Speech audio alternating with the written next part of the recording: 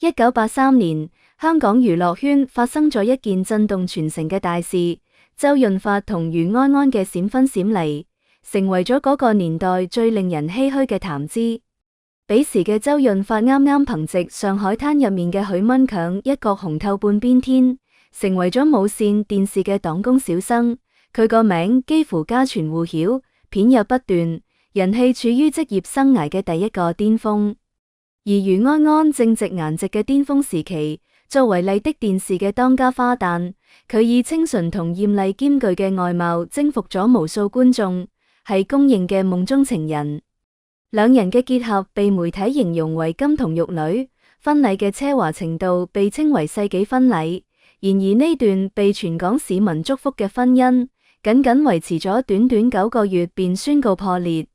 呢段短暫嘅結合唔只係兩個人嘅情感糾葛，更折射出80年代香港娛樂圈嘅浮躁、壓力以及明星喺光環背後嘅脆弱與迷茫。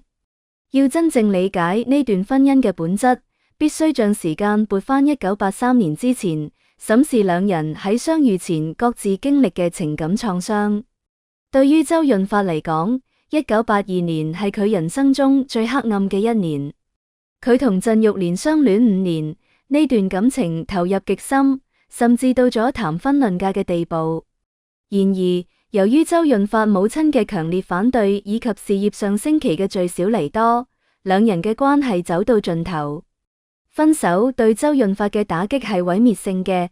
據當時嘅圈內人士透露，周潤發曾因無法接受分手而喝下洗潔精自殺，雖被及時救返，但呢一極端行為足以證明佢當時嘅絕望與衝動。喺同余安安結婚前，周潤發其實並未送上一段情傷中真正走出嚟，佢嘅內心充滿咗唔安全感同自我懷疑，急需一段新嘅關係嚟證明自己嘅價值，或者僅僅係為咗填補內心嘅巨大空洞。與此同時，余安安嘅情感世界同樣支離破碎。佢同邵氏武打小生爾冬升有着長達8年嘅戀情，兩人自少年時期便相識，一齊走過咗彼此最清潔嘅歲月。余安安將最好嘅青春都俾咗爾冬升。然而，爾冬升性格風流且痴迷於賽車，對感情並唔專一，呢讓余安安長期處於痛苦與等待中。1983年初，兩人正式分手。余安安同樣陷入咗深深嘅自我懷疑同情感低谷，佢需要一個依靠，需要一個能夠令佢忘記過去痛苦嘅港灣。就在呢樣兩個都帶着重傷嘅靈魂相遇時，佢哋並冇選擇慢慢療愈，而係選擇咗最激烈嘅方式，結婚，試圖用一紙婚書嚟對抗內心嘅孤獨與外界嘅輿論。兩人嘅交集始於電影《慈女》嘅合作。喺片場，同病相憐嘅兩人迅速揾到共同話題，佢哋互相傾訴失戀嘅痛苦，呢種情感上嘅共鳴令佢哋迅速靠近。但呢並唔係傳統意義上嘅深愛，更多嘅係一種同病相憐嘅抱團取暖。據知情人士後嚟披露，當時兩人嘅結合帶有濃厚嘅賭氣成分。周潤發想證明冇鄭玉蓮，佢依然能擁有完美嘅愛情。余安安則想向爾冬升展示佢並唔愁嫁，且能嫁得更好。呢種建立喺報復前任同填補空虛基礎上嘅感情，從一開始就埋下咗唔穩定嘅種子。1983年2月，周潤發喺一個深夜突然宣布婚訊，冇任何預兆，甚至連雙方父母都係通過報紙先得知呢一消息。雖然係閃婚，但婚禮嘅籌備卻極盡奢華，仿佛要向全世界宣告佢哋嘅結合。1983年2月8日，婚禮喺香港頂級嘅蚊花酒店舉行。當日，周潤發身穿筆挺嘅西裝，手捧鮮花，率領住豪華伴郎團前往如家接親。伴郎團陣容空前絕後，包括咗肥貓鄭則仕、呂良偉以及當時仲係新人，視周潤發為偶像嘅劉德華。余安安則身着法國名設計師定製嘅婚紗，裙擺足足有18層，頭戴鑽石皇冠，妝容精緻，美得不可方物。接親過程充滿咗戲劇性，余安安嘅伴娘團設下重重關卡，周潤發喺門外軟磨硬抱咗整整10分鐘，又係發紅包又係唱歌，先得以入門。入門後，佢迫不及待地擁吻新娘，呢一幕被媒體揸拍，成為咗經典嘅甜蜜瞬間。婚禮嘅車隊更係引人注目，頭車係一輛勞斯萊斯銀色黎明，呢係當時香港頂級嘅豪車，車牌號都特意揀咗吉日。雖然當日細雨濛濛，但松酒店門口到沿途街道擠滿咗數萬名圍觀嘅市民同粉絲，交通一度癱瘓。婚宴設喺蚊花酒店嘅宴會廳，每桌酒席嘅價格喺當時足以購買一套小型公寓，菜品包括鮑魚、魚翅等名貴食材。現場名流雲集，邵逸夫、周文懷等影視大亨均到場祝賀，數百名記者舉着相機記錄每一個細節。周潤發為余安安戴上一枚從塔5克拉嘅定製金婚戒，兩人喺誓詞中淚流滿面，看似情比金堅。呢場婚禮耗資巨大，據估算總花費超過100萬港幣。喺嗰個片酬尚唔算天價嘅年代，呢無疑係一場豪賭。然而，童話般嘅婚禮並冇帶嚟童話般嘅婚後生活。婚後唔到1個月，兩人之間嘅矛盾便如火山般爆發。余安安後嚟喺接受採訪時曾痛苦回憶，周潤發喺婚後仿佛變咗一個人。由於極度缺乏安全感同大男子主義作祟，周潤發對余安安嘅控制欲達到病態嘅程度。佢嚴禁余安安著性感嘅衣服，甚至唔允許佢喺公開場合化妝，理由係擔心佢被其他男人覬覦。余安安作為黨工女星，需要出席活動同拍攝寫真，但周潤發對此極為反感，兩人為此爆發咗無數次爭吵。更嚴重嘅係，周潤發脾氣暴躁，曾有2次喺深夜爭吵中將余安安趕出家門，任由佢喺街頭哭泣。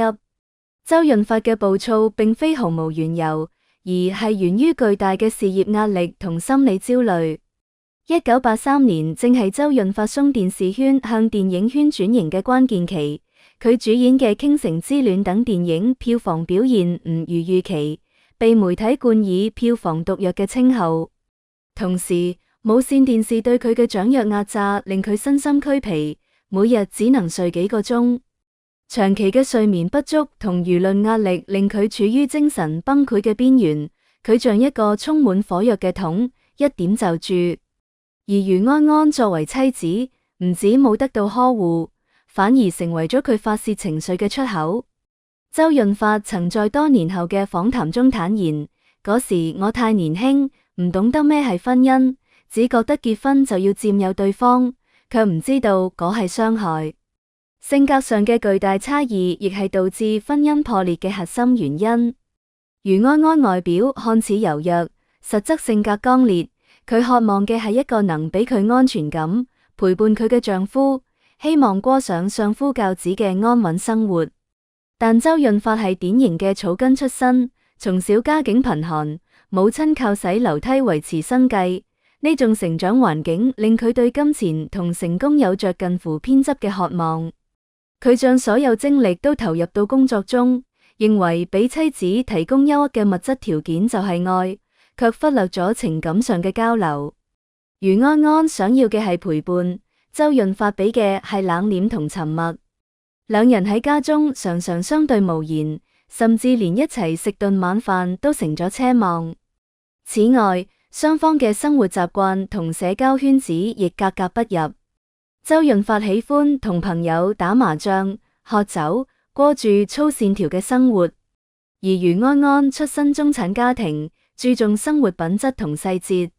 周潤發嘅朋友常嚟家中喧鬧，余安安感到唔勝其煩。更致命嘅係，周潤發嘅母親並唔喜歡余安安，婆媳關係嘅緊張進一步加劇咗家庭矛盾。喺一次激烈嘅爭吵中，周潤發甚至動手推倒咗家私。余安安望住滿地狼藉，意識到呢段婚姻已經無法挽回。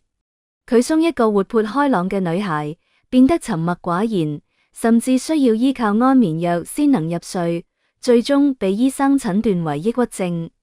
呢段僅維持咗9個月嘅婚姻，喺1983年嘅聖誕節前夕走到盡頭。1983年11月，余安安正式向媒體披露咗離婚嘅消息。面對記者嘅圍堵，佢面色蒼白，但語氣堅定。9個月嘅婚姻令我失去咗自我，我唔快樂，亦唔健康。周潤發隨後亦發表咗簡短聲明，承認因性格不合而分手，並冇互相指責。雖然兩人試圖體面分手，但港媒依然挖掘出咗大量內幕，包括周潤發嘅家暴傳聞、余安安嘅抑鬱就醫記錄等。呢場離婚案佔據咗香港所有報紙嘅頭條，民眾喺惋惜之餘，亦對呢段世紀婚姻嘅脆弱感到震驚。離婚後嘅兩人走向咗截然不同嘅人生軌跡，卻都喺某種程度上實現咗自我救贖。周潤發喺經歷咗呢次失敗嘅婚姻後，沉澱咗落嚟。1984年，佢喺拍攝《傾城之戀》時結識咗新加坡富商之女陳慧蓮。陳慧蓮雖然外貌唔如余安安驚艷，但性格溫柔，情商極高，且極具商業頭腦。1987年，兩人結婚，陳慧蓮成為咗周潤發嘅經紀人兼賢內助。喺陳慧蓮嘅陪伴下，周潤發改掉咗暴躁嘅脾氣，學會咗控制情緒同尊重伴侶。佢曾公開表示：我對唔起余安安，嗰時我唔懂愛，傷害咗佢，呢份愧疚我會藏一輩子。陳慧蓮亦曾喺節目中提及丈夫嘅過去，表示理解嗰係年輕時嘅衝動。余安安喺離婚後，並冇被呢段失敗嘅婚姻擊垮。1984年，佢嫁俾咗廣告公司老闆李萬琪，徹底退出咗娛樂圈，專心相夫教子。婚後，佢生下咗2個女兒，過上咗佢曾經渴望嘅安穩生活。雖然後嚟李萬琪生意失敗破產，余安安依然唔離唔棄，復出拍夫養家，展現咗驚人嘅韌性。2002年，兩人因性格不合再次離婚，但余安安已經練就咗強大嘅內心。如今嘅佢係2個女兒嘅母親，亦係圈內公認嘅最美岳母。大女兒李文琪嫁俾咗著名設計師，小女兒李文琪亦進入咗娛樂圈。余安安經常喺社交媒體上分享自己嘅生活，歲月喺佢臉上留下咗痕跡，卻亦賦予咗佢從容與優雅。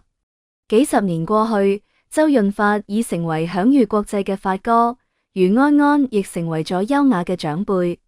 當人們再次提起1983年嘅呢段往事，唔再只係八卦同獵奇，更多嘅係一種對青春同命運嘅感慨。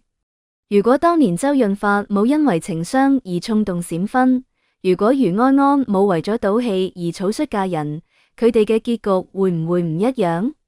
或許如果佢哋多花一啲時間去了解彼此，去療癒上一段感情留下嘅傷口，呢段婚姻有可能走得更遠。但歷史冇如果。當年嘅佢哋，一個係急需證明自己嘅失意小生，一個係渴望被愛嘅受傷少女，喺錯誤嘅時間遇到咗彼此，用婚姻作為逃避現實嘅殼，最終只能喺現實嘅撞擊下破碎。呢段婚姻嘅失敗，本質上係2個唔成熟嘅靈魂喺巨大嘅名利場中嘅一次碰撞。佢哋都試圖從對方身上索取愛同安全感，卻忘咗愛首先係比喻同包容。周潤發嘅控制欲同暴躁，余安安嘅倔強同對浪漫嘅執念，喺當時嘅環境下無法調和。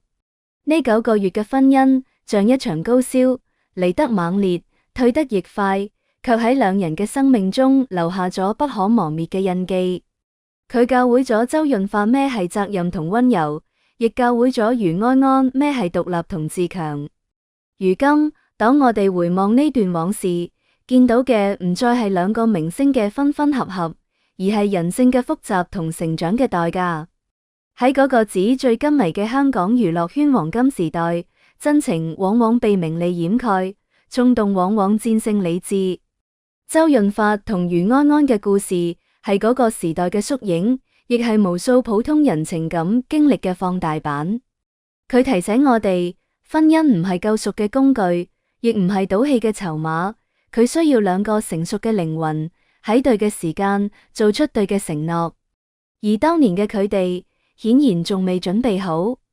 呢段世紀婚姻雖然短暫，卻因為真實同遺憾，成為咗香港娛樂史上永遠被銘記嘅一筆。好啦，以上就係本期嘅內容。如果你鍾意我哋嘅節目，歡迎訂閱、點讚、轉發，感謝大家嘅支持。